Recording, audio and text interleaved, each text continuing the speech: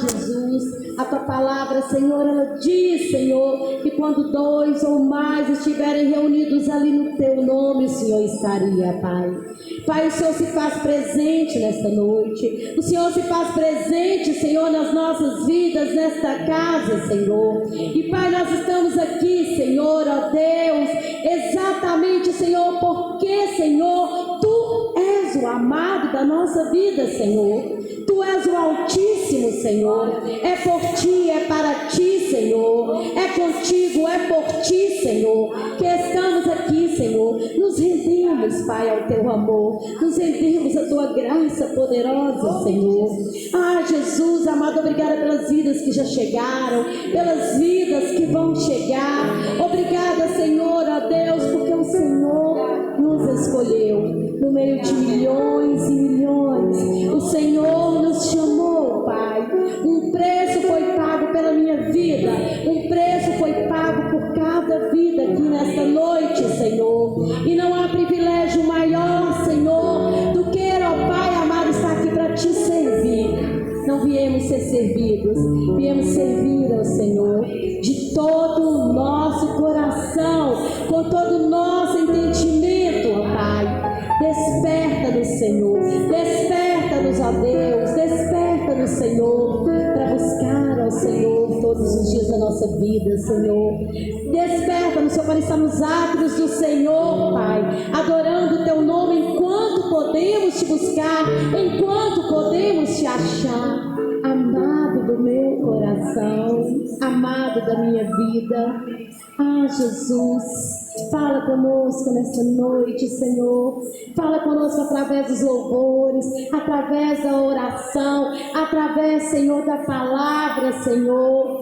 Tu escolheste este dia, Senhor, para estarmos aqui, Senhor. Tu o sabia, Pai.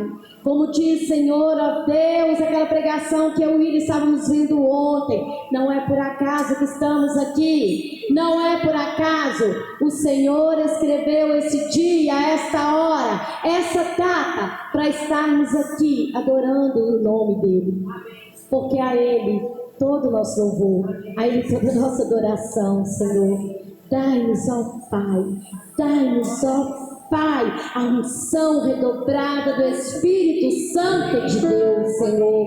Dai-nos, Senhor, a unção, Senhor, que os anjos do Senhor, Pai, possam cantar conosco, possam estar no meio de nós e que nós possamos dizer: Santo, Santo, Santo é o Teu nome. Bendito é o Senhor, grande é o Senhor e muito digno de ser louvado nessa noite, Senhor. Jesus, Jesus, Te adoramos, Te adoramos, Te adoramos. Aleluias, aleluias, glória ao Senhor. O Salmo 135, ele diz: louvai o nome do Senhor, louvai os servos do Senhor, vós que assistis na casa do Senhor, nos átrios da casa do nosso Deus. Louvai ao Senhor, louvai ao Senhor, louvai ao Senhor, porque o Senhor é bom. Cantai louvores ao seu nome, porque é agradável. Aleluia, glória a Deus, aleluia.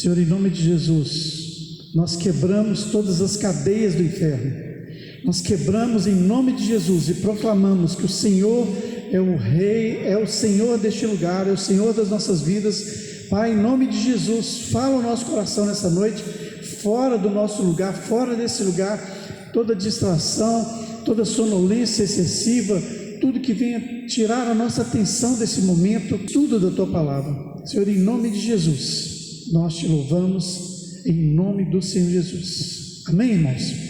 Então, irmãos, Israel saiu do Egito. Irmãos, por que eu prego tanto sobre o Velho Testamento? Às vezes você acha até estranho, irmãos. A Bíblia, ela é toda um conjunto, e tudo que foi escrito no Antigo Testamento, no Novo Testamento, ele tem toda uma história que vai levar-nos a entender o plano de salvação. Então, o povo de Israel tinha acabado de sair do Egito. Nós vamos ler um texto aí que está em Êxodo.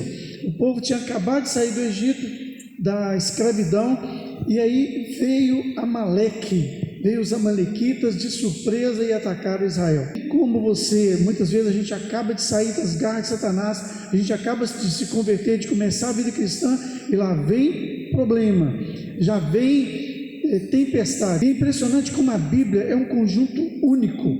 A Bíblia, ela se completa e os seus ensinos são maravilhosos. Então vamos ler. Eu queria muito que você mantivesse a sua Bíblia aberta, porque nós vamos estudar versículo por versículo. Então veio Amaleque. Amaleque é o rei dos amalequitas, e ele pelejou contra Israel em Refidim. O povo tinha acabado de sair do Egito, acabado de ser liberto das garras de Satanás. Então, com isso, ordenou Moisés a Josué: escolhe-nos homens e saí a peleja contra Amaleque. Amanhã estarei eu no sumo do outeiro, ou seja, no alto monte, e o bordão de Deus, o cajado que Deus operou os milagres, estará na minha mão. E fez Josué como Moisés lhe dissera, e pelejou contra Amaleque. Moisés, porém, Arão e Hur subiram ao cimo do monte. Quando Moisés levantava a mão, Israel prevalecia. Quando, porém, ele abaixava, prevalecia o povo de Amaleque. Ora, o verso 12, ora, as mãos de Moisés eram pesadas, por isso tomaram uma pedra e puseram por baixo dele, e ele nela se assentou. Arão e Hur sustentavam-lhe as mãos, um de um lado e o outro de outro, e assim lhe ficaram as mãos firmes até o pôr do sol. Desse jeito aí, ó. Olha, Moisés cansou, porque eles perceberam que quando Moisés levantava a mão, o povo prevalecia. Quando Moisés abaixava, o povo de Amaleque prevalecia. Então eles falaram: nós temos que dar um jeito. Então Arão e Hur ficaram ao lado de Moisés, mandaram Moisés sentar, e eles seguravam as mãos de Moisés levantadas. Então eu queria, muitas vezes falar assim: explica aí, a pessoa não entendeu. Eu falei: então desenha, né? Às vezes a gente brinca: eu vou desenhar para você entender. Eu vou desenhar para você entender, para você nunca mais ter dúvida nenhuma das coisas que acontecem, porque a Bíblia é igual Jesus. Jesus ele falava assim: eu sou um bom pastor, vocês são ovelhas do meu pastoreio. Irmão, quem come capim aqui? Ninguém. A gente não é ovelha de comer capim, nós somos ovelhas do Senhor. Então Jesus usa uma ilustração para que você entenda que Jesus, ele é o bom pastor, e ele cuida das ovelhas, e nós somos como ovelhas. Nós não somos ovelhas, nós somos como ovelhas, e Jesus ensinava isso. Então a Bíblia é toda cheia dessas comparações, dessas metáforas. Então Egito simboliza o mundo, e gente, até hoje o Egito simboliza o mundo. Você vai no Egito, é tudo muito sujo, é um país pobre, sujo, cheio de corrupção. E aí quando você atravessa para Israel, você vê prosperidade, tecnologia. Então Egito, quando você vê Egito na Bíblia, Egito simboliza o mundo. Moisés, ele simboliza o libertador, e Moisés, ele, de certa forma, ele lembra Jesus. Quando você olha Moisés, ele nos leva até Jesus, e o próprio Moisés um dia falou: olha, um dia virá um profeta semelhante a mim, e vocês ouvirão a ele. Então Moisés, ele tipifica Jesus. Faraó tipifica Satanás. O faraó, ele não desiste. Você viu que quando o povo saiu do Egito, aquelas 10 pragas e tal, você conhece a história toda, e aí, depois que eles saem do Egito, eles falam assim: não, por que a gente fez isso? E vão atrás. O Mar Vermelho significa, ele simboliza a sua libertação. Então nós, é como se a gente estivesse saindo do Egito, do escravo. Você um dia se converteu, você é escravo do mundo, e aí você se converte e começa a trilhar os caminhos de Jesus. O faraó, que é o Egito, fica lá furioso, Satanás querendo tragar você, querendo trazer você de volta o tempo inteiro, e ele vai atrás. E às vezes no dia que você se decidiu por Jesus, muitas lutas, e você, para se firmar, foi difícil. Então o deserto é um momento de transição. Você acaba de seguir Jesus, e aí você fica ali lendo a Bíblia, mas ainda o deserto, um lugar onde o próprio Satanás ainda vai tentar te trazer de volta. E Canaã simboliza a nova vida em Cristo. Então tudo isso é uma metáfora para a gente entender. Você era escravo do Egito, saiu do Egito, e hoje você busca uma nova vida em Cristo. Amaleque, esse que a gente leu aqui, ele simboliza Satanás, aquele que quer matar, roubar e destruir. E Amaleque, Moisés, também é um tipo de você. Quando Moisés sobe ao monte, ele sobe para orar. O povo estava saindo do Egito, indo para a terra prometida, e aí os amalequitas vieram e começaram a pelejar contra Israel. Quando Moisés subiu no monte, quando Moisés levantava a mão, o povo prevalecia. Quando Moisés ele abaixava a mão, o povo era vencido. Então, nessa batalha, hoje, não existe mais. Agora nós somos nova criatura em Cristo, e nós estamos na nova aliança.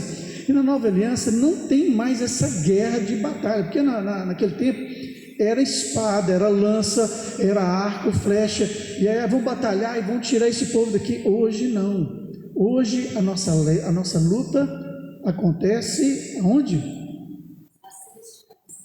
Nas regiões celestiais. Então, se alguém vai perturbar a gente e vai afrontar, não é no soco e nem no tapa, é nas regiões celestiais. Então a nossa luta não é contra pessoas, a nossa luta hoje é nas regiões celestiais. E naquele tempo lá, era luta mesmo. Eles pegavam a espada, e os amalequitas estão chegando, e vão lutar. Então hoje, a gente entendendo, para a gente entender essa história aqui, o que essa história significa para mim, a nossa guerra hoje é no mundo espiritual, e quem batalha por nós são os anjos do Senhor. Então quando a gente levanta a mão, quando a gente ora, quando você vai para a oração, você vai para a intercessão, você passa a madrugada orando, você está fazendo com que os anjos tenham munição. Está entendendo isso, irmãos? Quando você ora, você capacita os anjos a lutar por você. Quando você não ora, não acontece nada. Você já percebeu isso? Quando você está, eu estou cansado, estou precisando orar, mas não ora. Então nessa batalha aqui, quem batalha por nós são os anjos do Senhor. Você ora, os anjos vencem. Você para de orar, os anjos perdem a força. E Moisés aqui, quando ele vai para o alto do monte, ele vai lá e fica com as mãos levantadas, ou seja, ele começa a adorar. Ele começa a interceder pelo povo. Senhor, não deixe esse povo morrer. Senhor, peleja por nós. E Deus fez questão de mostrar para todos os israelitas que era Deus que vencia as batalhas, para que eles falassem no futuro: nós ganhamos, nós conseguimos ganhar as batalhas. E Deus fala o tempo inteiro: olha, vocês venceram por causa do que eu permiti que vencesse. Então Moisés é você. Então se você cansa de orar, você não consegue ter forças, está esgotado. O que vai acontecer? O Nilson está em grande tribulação. Não sei se esses dias já ficou de mão levantada. É 1 minuto no máximo, 1 minuto e meio. Se você ficar assim 1 minuto e meio, 2 minutos, você não aguenta, porque a gravidade puxa, né? Então levanta a mão, Nilson, você está orando. Já cansou? O Nilson não está conseguindo, irmãos, e ele está em grande tribulação. Aí o que vai acontecer? As duas levantam, levanta e vão segurar a mão dele.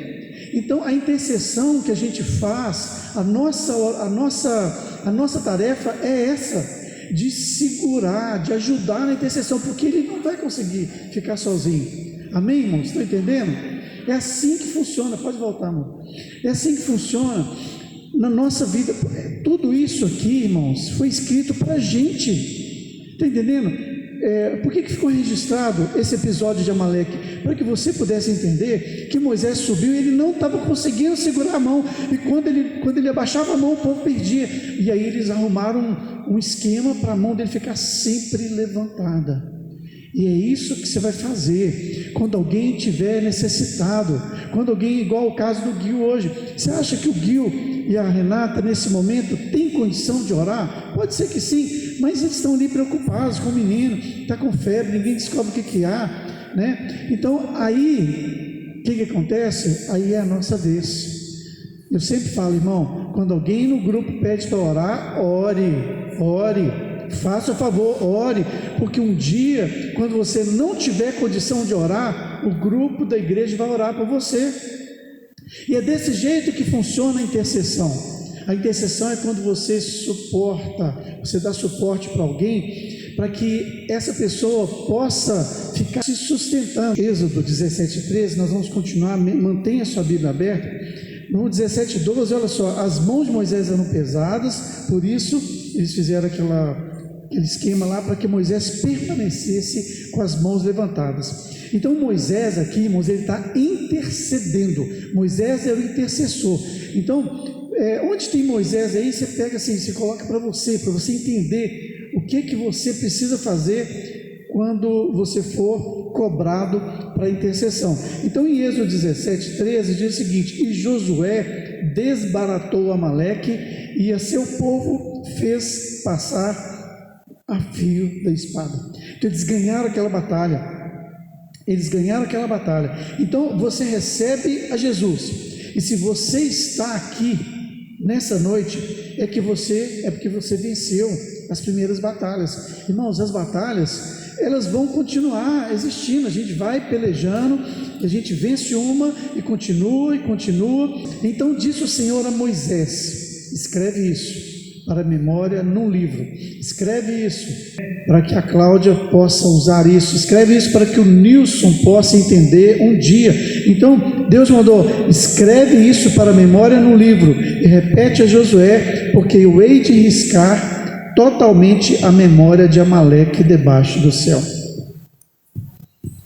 Então Deus promete que um dia ele ia pegar esse povo que atacou Israel. Imagina, gente, prega para alguém, a pessoa aceita Jesus, ela começa a caminhar com Deus, e logo na esquina o diabo já começa a atacar, e se você não orar, irmão, se colocar em intercessão por essa pessoa, ela vai se perder, porque o Satanás, ele não quer perder, ele quer pegar o tempo inteiro.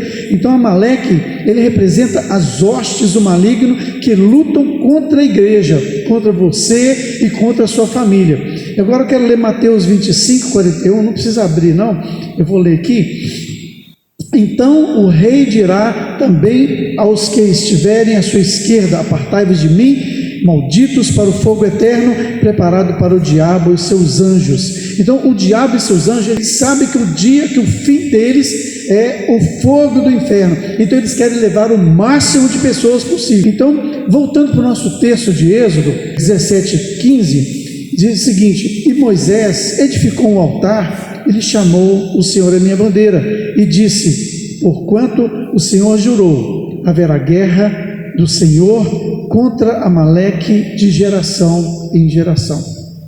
Ou seja, irmãos, tudo isso que eu expliquei para vocês, haverá guerra entre você, entre os anjos, os demônios de Satanás. Haverá guerra sempre, porque a nossa luta não é neste mundo, a nossa luta é contra os principados e potestades nas regiões celestiais. Então, Amaleque, ele veio pelejar contra Israel, e ele estava passando, Israel saiu do Egito, e foi ele passando ali no deserto, e o Amaleque não estava nem entrando na terra deles. O povo de Israel não ia lutar contra Amaleque, porque a terra de Amaleque não pertencia à terra que Deus ia dar para o povo de Israel. Então, só que Amaleque procurou briga. Já viu aqueles caras que gostam de uma briga? Depois de passar 40 anos no deserto, o povo de Israel, eles já próximo de entrar na terra prometida. Aí eu quero ler Deuteronômio 25, de 17 a 19. Não preocupa não, que no final que você vai entender por que nós explicamos todas essas coisas aí, para você entender que no Antigo Testamento, tudo isso que acontece aqui são sombra, são ilustrações para que a gente possa entender como é a nossa vida hoje. Lembra-te do que te fez Amaleque no caminho? Deus, 40 anos depois, estava falando com o povo de Israel. Vocês estão lembrados daquele povo lá, o primeiro que perturbou vocês na saída do Egito? Como te veio ao encontro no caminho e te atacou na retaguarda. Olha, presta atenção, atacou na retaguarda todos os desfalecidos que iam após ti, quando estavam abatidos e afadigados, e não temeu a Deus. Amaleque é um povo que não presta não, senhor. Ele pegava, o povo de Israel passando, eles pegavam os últimos, aqueles que estavam lá andando para trás, desgarrados, e eles começavam a atacar aqueles últimos, os cansados, os que estavam ficando para trás. Então, irmãos, com tudo isso que eu te ensinei sobre Egito, sobre as coisas, esse episódio de Amaleque, ele vai nos ensinar. Ele vai nos ensinar porque você saiu da escravidão do Egito, você começa a caminhar no deserto para entrar na terra prometida. Só que o Amaleque, ele vai perturbar a sua entrada na terra prometida. E aí a terra prometida, irmãos, para você e para mim, é a vida em abundância que Cristo quer nos dar. Vida de paz verdadeira, vida de santidade, de estar aos pés do Senhor em oração, em alegria. Então aí esse Amaleque, ele vai atacando quem ficou para trás. Eu queria te perguntar, será que você está ficando para trás? Será que Amaleque está pegando no seu pé porque você está ficando para trás? Será que, porque quem fica para trás, irmãos, geralmente é aquele que reclama de tudo. Vamos pintar a parede de roxo. Não concordo. Vamos fazer, vou pôr os ventiladores, o ar-condicionado, eu não concordo, fica muito gelado. E a gente começa a fazer algumas coisas. Não estou falando especificamente da igreja não, mas já viu que tem pessoas que não concordam, simplesmente não concordam e começam a reclamar de tudo. E essas pessoas, elas vão ficando para trás, não lê a Bíblia, não estuda. A gente está avançando, nós estamos avançando no conhecimento bíblico, estudando às quintas-feiras, mas vai ficando para trás, não acompanha o ritmo do crescimento da igreja, do crescimento espiritual. Tantas vezes eu falo com os irmãos, irmão, venha no culto, não troque o culto de domingo à noite por uma festa de aniversário, por um passeio no sítio. Às vezes você vai e volta, passa o dia inteiro, domingo, nadando, pulando, na hora que, tudo bem, se você der conta, chega na hora de ir para a igreja, estou cansado. Aí depois Amaleque vai lá e crau nele, não sei o que está acontecendo, o diabo está furioso. Não, irmão, o diabo está furioso não, é você que está dando brecha. E quantas vezes eu falo, irmãos, domingo à noite, é um dia, você vai se alimentar, e depois só na terça-feira, depois na quinta-feira, então você precisa sair daqui alimentado. E muitas vezes a gente fala, olha, procura um domingo descansar, tá mais tranquilo, para que a gente venha para a igreja, venha prestar um culto ao Senhor. Então, Amaleque, ele vem por trás, ele vem pegando os fracos, os abatidos, né? E Amaleque simboliza os demônios que nos buscam pegar em nossos pontos fracos. Já viu aqueles vídeos de animais? Às vezes dá até dó, né? Às vezes uns búfalos, e aí um que está lá meio cansadinho, às vezes está com problema na perna, e aí os leões eles ficam olhando assim, vamos pegar aquele ali porque ele está mais cansado. Irmãos, quando você se afasta da manada, você é um alvo certo, é o alvo certeiro, é o primeiro alvo. Satanás, ele olha para a turma toda aqui, ele vê qual que está mais fraquinho, vou começar naquele ali.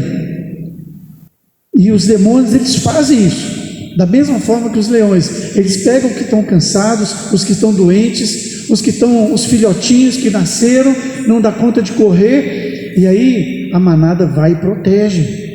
Mas muitas vezes não dá tempo, todo mundo sai correndo e fica um para trás, aí pronto, acabou. Todas as pessoas, muitas vezes tem pessoas que se libertam da bebida, libertam de coisas do passado, e aí quando passa perto, sente um cheiro. Irmãos, qual que é o nosso ponto fraco? Porque Satanás, ele está de olho, é onde está a nossa fraqueza, é onde tem as nossas, as brechas que a gente permite, e muitas vezes a gente permite que essas brechas sejam alvo de Satanás. Então, muitas vezes a gente fica para trás, não acompanha a igreja no raciocínio, no estudo da palavra, e muitas vezes a gente não acompanha por causa da fraqueza espiritual. Muitas vezes a preguiça, vícios. Hoje nós temos uns vícios, muitas vezes a pessoa se liberta de vício, de droga, de tal, e aí afunda no jogo, no tigrinho, a gente nunca abriu esse tigrinho, nunca vi ele funcionando, mas eu sei que tem uma turma toda envolvida nisso e já presa nesse negócio. O terror da sociedade moderna. Eu queria te perguntar, você sabe qual que é o seu ponto fraco? Você sabe qual que é o seu ponto onde Satanás consegue, e muitas vezes ele consegue entrar, e ele consegue permitir que você vá ficando para trás, vá ficando um alvo fácil. E agora eu quero te falar que esses pontos fracos é você que tem que eliminar.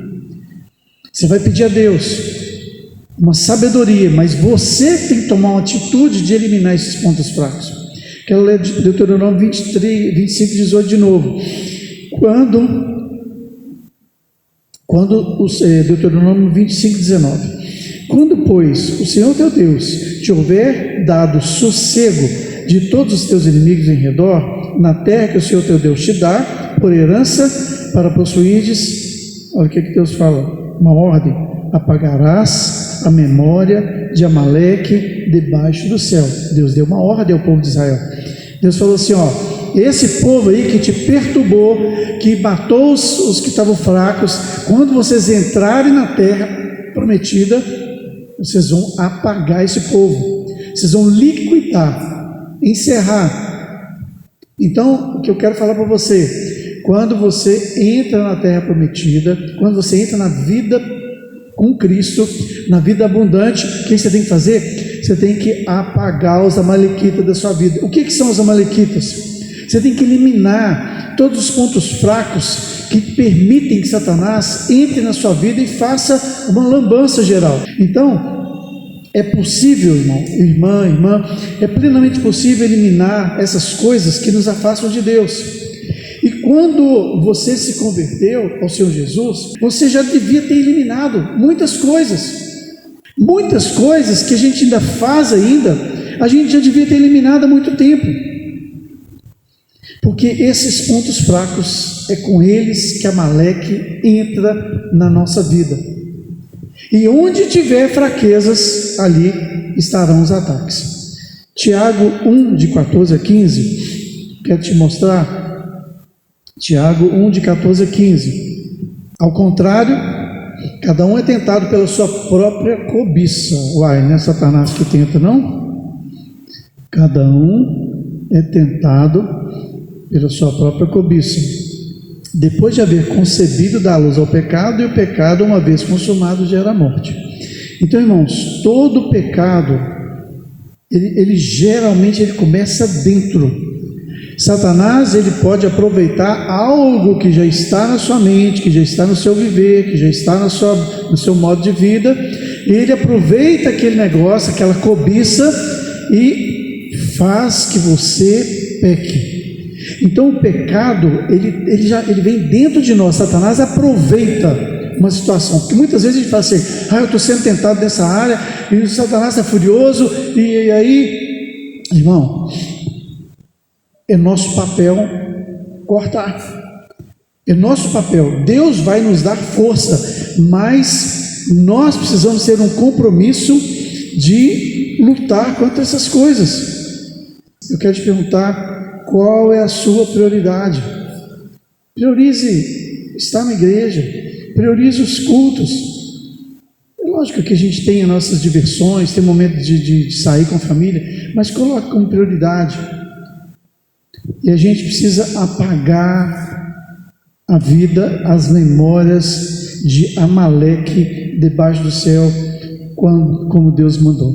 Então, irmãos, eu quero voltar de novo lá no povo de Israel.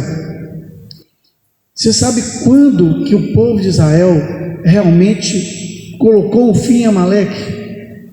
700 anos depois. Eles conviveram com Amaleque, perturbando ali 700 anos. Gente, você sabe o que é isso? 700 anos. 700 anos o povo de Israel ficou lá na terra prometida, mas lutando, e esse povo de Amaleque lutando. O primeiro ataque de Amaleque foi lá, esse primeiro que a gente viu. Depois ele aparece o tempo inteiro no período dos juízes. Depois Saul tenta matar os amalequitas também, não consegue totalmente, e Davi também foi atacado pelos amalequitas. Olha só, se tivesse resolvido isso lá no início, não teria tantos problemas. Então a nossa vida, irmãos, nós precisamos atacar, nós precisamos eliminar todos esses pontos fracos que favorecem com que Satanás entre e ache guarida na nossa vida. Então os amalequitas, eles foram inimigos históricos recorrentes de Israel durante 700 anos. A gente precisa realmente colocar no nosso coração um desejo e uma vontade de eliminar esses pontos fracos. Eu queria ler agora, irmãos, para a gente encerrar. Esse salmo diz o seguinte: quem subirá, Senhor? Quem subirá ao monte do Senhor? Quem há de permanecer no seu santo lugar? O que é limpo de mãos e puro de coração. O que é limpo de mãos? Puro de coração. Então ele fala assim, o salmista Davi, ele fala assim: Senhor, quem que pode permanecer perante o Senhor? Quem pode trazer adoração ao Senhor? É aquele que é limpo de mãos, mãos tem a ver com serviço, mãos, e puro de coração. Então, mãos limpas falam de santidade, falam de fazer o serviço em santidade. Por exemplo, aqui a gente fala muito, quem ministra aqui, os diáconos, as pessoas que são líderes, a gente fala muito: olha, para você exercer funções na igreja, você tem que estar com as mãos limpas, em santidade, e ter um coração puro. Muitas vezes porque a santidade é uma ação. Você decide ser separado, você decide ser santo, porque Deus fala: sede santos porque eu sou santo. Então você decide se afastar das coisas malignas, você decide se afastar das músicas mundanas, você decide se afastar das festas mundanas, e aí você vai se santificando. Então aí você tem mãos limpas. Mas o coração puro, ele não vem automaticamente. O coração puro, ele é um resultado da sua santidade, ele é um resultado da sua vida. Então, se você não tem uma vida santa, o seu coração vai estar impuro. Porque já viu aquelas pessoas que tudo que você fala, ela põe maldade? Você fala uma palavra e ela já coloca maldade naquela palavra, porque a mente está impura. A mente está contaminada. E muitas vezes a gente passou por uma vida muito pecaminosa, então nós contaminamos muito a nossa mente. E aí a gente precisa entrar na santidade, para que nós possamos ter um coração puro. O povo de Israel, eles tiveram que eliminar Amaleque da vida deles. Irmãos, nós precisamos, como família, como pessoas, eliminar os pontos fracos, aonde tem frestas, porque os inimigos, eles entram por onde existem frestas. Amém? Vamos orar. Nós precisamos saber aonde estão os nossos pontos fracos. Nós precisamos saber para poder atacar esses pontos. E que o Senhor possa nos dar a clareza espiritual para entender que nós precisamos entrar na terra prometida, nós precisamos viver uma vida de santidade. Que muitas pessoas, elas entram na terra prometida, mas ficam toda hora olhando para o mundo, toda hora olhando, pensando, não, queria estar lá, eu queria estar fazendo, queria estar no carnaval, queria estar dançando, queria estar isso, queria estar nas festas. Irmãos, essas coisas podem abrir as portas para que Satanás ele entre na sua vida e ele faça uma bagunça, e ele comece a achar os pontos fracos e entrar na sua vida através dos pontos fracos. E o ponto principal que eu queria frisar hoje é que nós precisamos uns dos outros. Lembra do Nilson ali? O Nilson, na hora da dificuldade, ele tem que ter alguém que segure a mão dele. E você precisa ter alguém que segure a sua mão. Se você não tem, você procura alguém na igreja. Na hora que eu tiver em dificuldade, eu vou te ligar. Pode ligar para a gente também, porque nós precisamos uns dos outros. Você como família, você como igreja, nós precisamos uns dos outros, para que a gente possa seguir juntos e uns estar segurando as mãos dos outros. Amém?